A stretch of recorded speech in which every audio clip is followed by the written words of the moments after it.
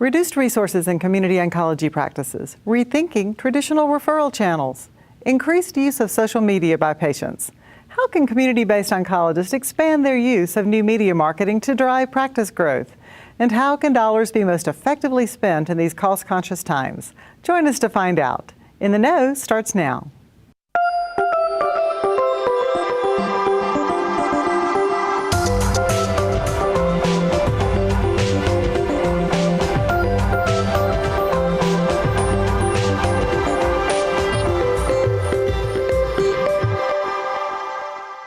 Hello and welcome to In the Know, your source for insight and analysis on the issues that matter to specialty healthcare.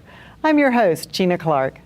Today, we take a closer look at how oncology practices could counteract industry-wide challenges by re-examining the ways they attract new patients.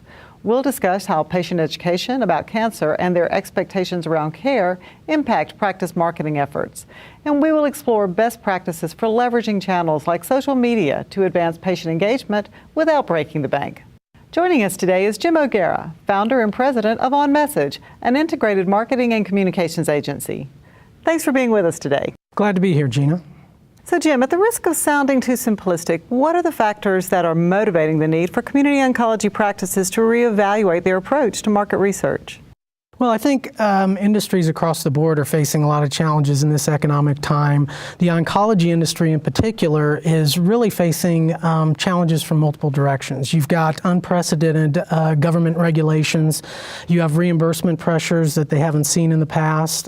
You also have practice consolidation happening for a wide range of reasons. So that combined with competitive pressures relative to securing new patients and growing practices has made it very difficult for oncology professionals to deal with the state of the market. So I think one of the things we're here to talk about today is how does that impact the way they go to market with respect to marketing their practice. And needless to say, those that do not engage in marketing and figure out how to use it as a growth engine moving forward will continue to suffer from some of the problems we just spoke about. Why do you think the medical community, and specifically community oncology, has lagged behind other industries when it comes to the volume and sophistication of marketing programs? Well, Gina, I think it's happening for a wide range of reasons, but I think the biggest one is they operate under the motto of if it ain't broke, don't fix it. And for a long, long time, these folks have been successful and without having to invest a great deal in marketing or spend significant marketing budgets. But those times have changed and changed significantly. With the advent of the web, there's a lot more ways by which consumers can engage and consume information relative to who they go for medical treatment, the therapy plans that they follow, as well as just the medications in general that they should be taking. So I think oncologists in general have to relook at how they market their practices and become much more proactive in that. In the past, if you took care of the patients, the rest kind of took care of itself. I think those days are gone because the consumer is driving so much more of the education and dialogue process.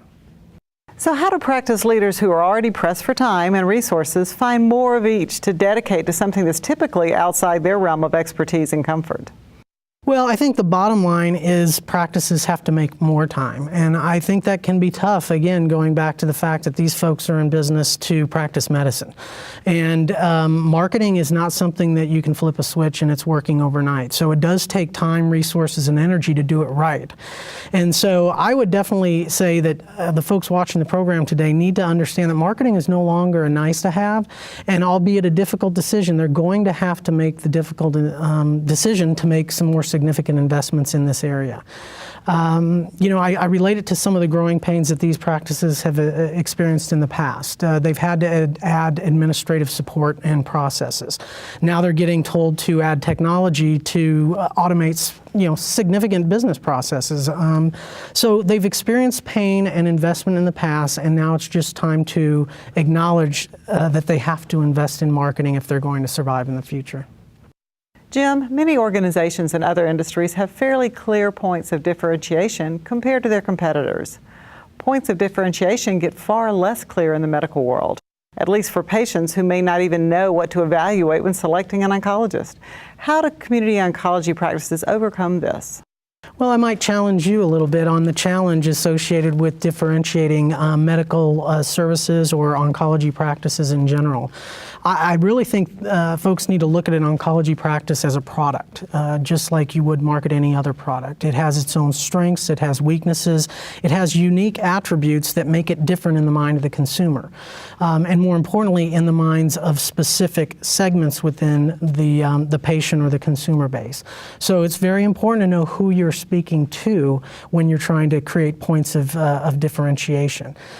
We say that the cancer of marketing is lack of focus, and if you're going to try and be all things to all people with your messaging, you're not going to come up with compelling points of difference and be able to differentiate yourself from the practice down the street. So when it comes to positioning and messaging and really getting your story out there, I'd challenge oncologists to spend as much time on that process as they do on other critical aspects of their practice, because it's not an easy task, but it can be done, and specifically in the medical industry.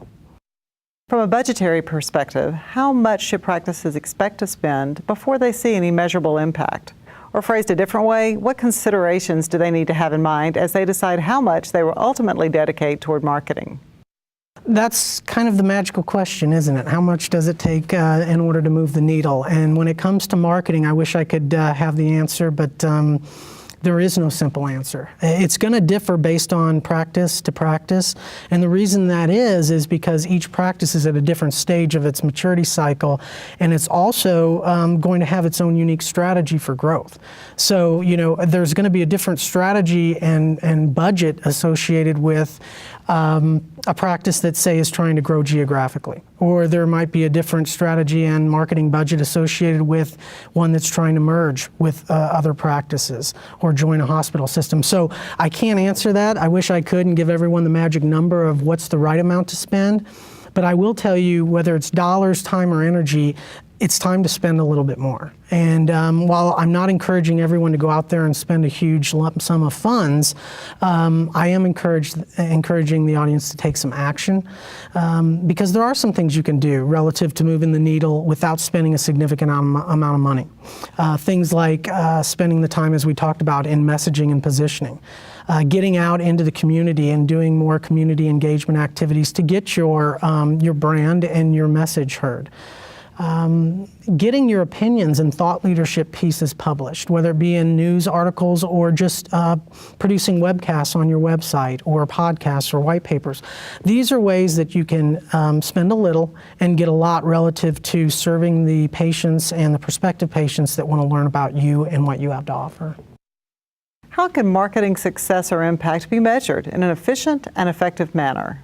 Well, I think the thing that we tell our clients is the marketing process doesn't end when a campaign is launched or when you've launched your new website. It's actually just the very beginning. And you have to spend as much time on the back end as you do on the front measuring what counts most. So the first thing I tell folks is you've got to set specific goals and objectives before you spend a penny. And anybody that tells you that marketing can't be measured should be put in a straitjacket. Seriously, because anytime there's action, there's a cause and effect. So, some of it might be soft and some of it may be hard dollars relative to a return on investment from a marketing standpoint, but you have to track data, just like they're tracking data in other areas of their practice to improve processes and patient outcomes. It could be measuring anything from the number of unique visitors you want to attract to your website to hear your story. It could be how many patients do I want to generate referrals from that are at a given disease state or have a certain medical condition. There's just a wealth of ways that you can track the results of your activities, but you have to know what you're tracking up front.